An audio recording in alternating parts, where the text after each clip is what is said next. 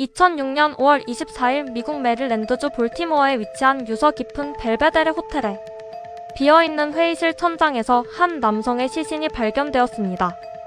사망자의 신원은 8일 전인 5월 16일 실종되었던 32세의 금융 리서치 작가 레이 리베라였습니다. 그는 호텔 건물 옥상에서 떨어져 회의실의 금속 지붕을 뚫고 추락한 것으로 추정되었습니다. 볼티모어 경찰청은 사건을 자살 가능성이 높은 사고로 결론지었으나 법의학적 증거와 현장의 정황은 단순 자살로 단정하기 어려운 수많은 의문점을 남겼습니다. 인터넷에 떠도는 확인되지 않은 허구를 배제하고 실제 수사 기록과 유족의 증언, 그리고 공식 검시 결과로 확인된 사실만을 전달합니다. 레이 리베라는 사건 당시 결혼한 지 6개월 된 신혼이었으며 로스앤젤레스에서 볼티모어로 이주하여 그의 오랜 친구인 포터 스탠스베리가 운영하는 금융 출판사 스탠스베리 앤 어소시어츠에서 뉴스레터 작가로 일하고 있었습니다. 실종 당일이었던 5월 16일 저녁, 아내 앨리슨이 출장을 가 부재 중인 상황에서 레이는 집에 머물고 있었습니다. 저녁 6시 30분쯤 레이는 집으로 걸려온 전화를 한 통 받았습니다. 당시 집에 함께 있던 아내의 동료의 증언에 따르면 레이는 전화를 받은 뒤 무언가 급한 일이 생긴 듯 짧은 감탄사를 뱉고 슬리퍼를 신은 채 황급히 집을 나섰습니다. 그것이 레이 리베라의 마지막 생전 모습이었습니다. 실종 6일째 되던 날, 벨베데레 호텔 인근 주차장에서 레이의 차량이 발견되었습니다. 차 유리에는 실종 당일 날짜로 발부된 주차 위반 딱지가 붙어 있었습니다. 이어 실종 8일째인 5월 24일, 레이의 직장 동료 3명이 벨베데레 호텔과 인접한 주차타워 5층에서 아래를 내려다보던 중 호텔 부속 건물 지붕에 뚫린 커다란 구멍을 발견했습니다. 그리고 그 구멍 주변에는 레이가 신고 나갔던 슬리퍼 2짝과 그의 휴대전화, 안경이 놓여 있었습니다. 신고를 받고 출동한 경찰이 구멍 아래에 위치한 평소 잘 사용하지 않는 폐쇄된 회의실 내부로 진입했을 때 그곳에서 부패가 진행 중인 레이의 시신이 발견되었습니다. 사건 현장에서 발견된 물리적 증거들은 전문가들 사이에서 큰 논란을 불러일으켰습니다. 가장 기이한 점은 지붕 구멍 옆에 놓여있던 레이의 소지품 상태였습니다. 레이는 최소 11층에서 13층 높이 이상의 건물 상부에서 추락하여 금속 재질의 지붕을 뚫고 들어간 것으로 추정되었습니다. 그러나 지붕 위에 남겨진 그의 안경과 휴대전화는 거의 아무런 손상도 입지 않은 깨끗한 상태였습니다. 전문가들은 사람이 고공에서 추락할 때 착용하고 있던 안경과 주머니 속에 전화기가 이토록 멀쩡하게 한자리에 모여있을 확률은 극히 희박하다고 지적했습니다. 또한 그가 신고 있던 슬리퍼는 스트랩이 찢어지고 바닥에 긁힌 자국이 선명하게 남아있었습니다. 물리학자와 엔지니어들이 참여한 역학조사 결과는 미스터리를 더욱 심화시켰습니다. 레이가 추락한 지점인 회의실 지붕의 구멍은 벨베데레 호텔의 메인 건물 벽면으로부터 수평으로 약 14m가량 떨어진 위치에 있었습니다. 사람이 옥상에서 단순히 발을 헛디뎌 떨어지거나 제자리에서 뛰어내릴 경우 중력의 영향으로 인해 건물 벽면과 가까운 곳에 추락하게 됩니다. 레이의 시신이 발견된 위치까지 도달하려면 그는 옥상 가장자리에서 시속 약 18km 속도로 전력 질주를 하여 도약했어야 한다는 계산이 나옵니다. 그러나 현장 분석 결과 당시 옥상에는 그만한 속도로 달릴 수 있는 충분한 직선 주로가 확보되어 있지 않았으며 레이가 미끄러운 슬리퍼를 신고 그런 질주를 하는 것은 물리적으로 불가능에 가깝다는 결론이 도출되었습니다. 부검을 진행한 수석 검시관의 소견 역시 의혹을 더했습니다.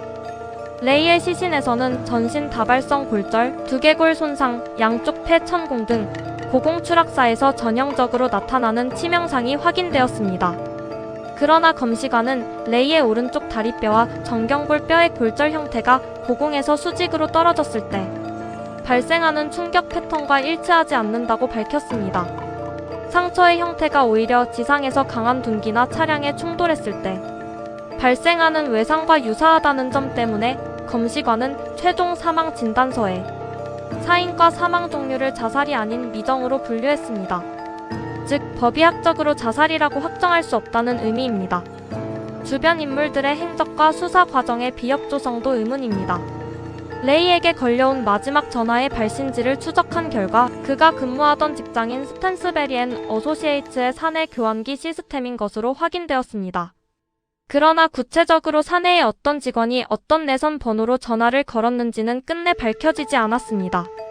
레이의 시신이 발견된 직후 회사의 대표이자 레이의 절친한 친구였던 포터 스탠스베리는 회사 전 직원에게 본 사건과 관련해 경찰이나 언론에 어떠한 진술도 하지 말라는 함구령을 내렸습니다. 회사는 법적 변호인을 고용해 경찰의 소환 조사와 정보 요구에 방어적으로 대응했으며 포터 스탠스베리 본인 역시 수사 협조를 거부했습니다.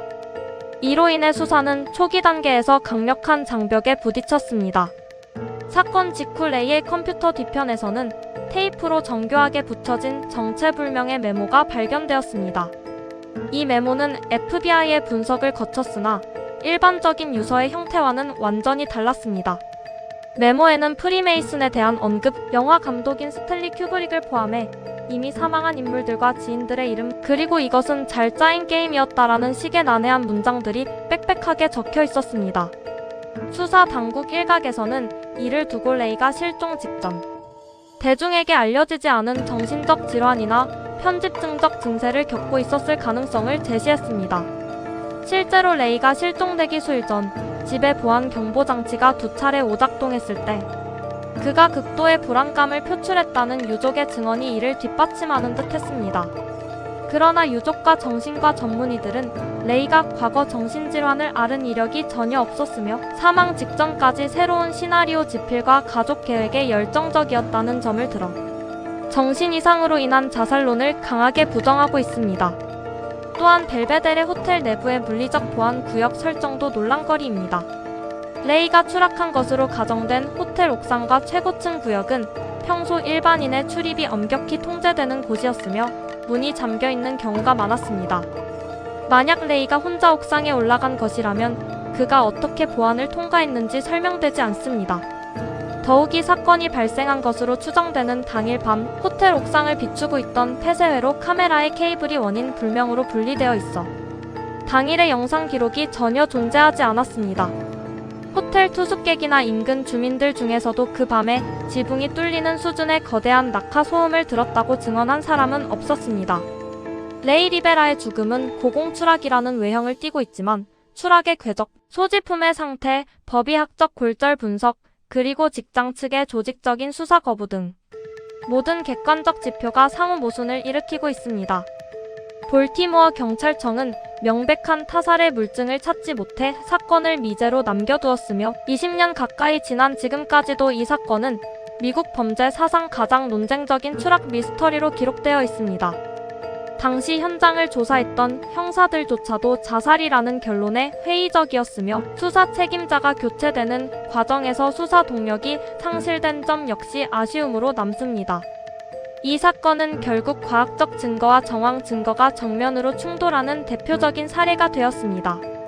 레이 리베라가 그날 저녁 왜 그렇게 급하게 집을 나섰는지, 그리고 어떻게 그 엄격한 호텔의 보안을 뚫고 불가능한 궤적으로 추락하게 되었는지에 대한 진실은 여전히 벨베데레 호텔의 깨진 지붕 아래 묻혀 있습니다. 오늘 영상이 흥미로우셨다면 구독과 좋아요 부탁드립니다. 감사합니다.